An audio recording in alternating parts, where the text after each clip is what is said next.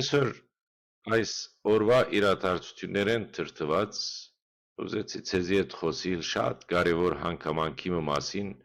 որբեսի բոլորս ալ գիտնանք, թե ինչ է մեր բարդականությունը որպես քրիստոնյաներ։ Եվ ընդրեցի ցեզի խոսիլ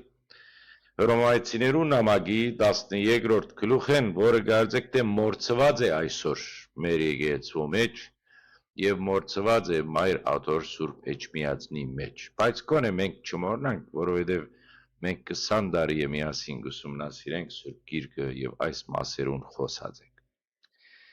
Սիրեիներ,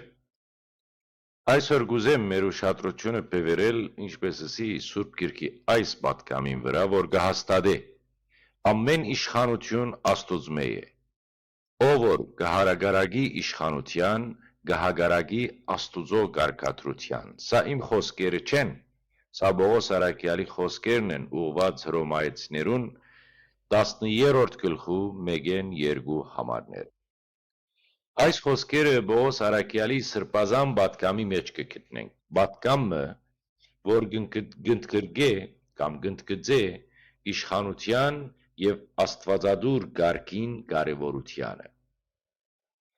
Հասարակություններու խաղաղ գոյակցության եւ զարգացման հիմքը եղած է միշտ իշխանությունը, որ պիտի երաշխավորե արդարությունը, կարգ ու կանոնը, պիտի պաշտպանե թույլերը եւ պիտի զսպե զեղծումները եւ կեղծիկը եւ սուդը։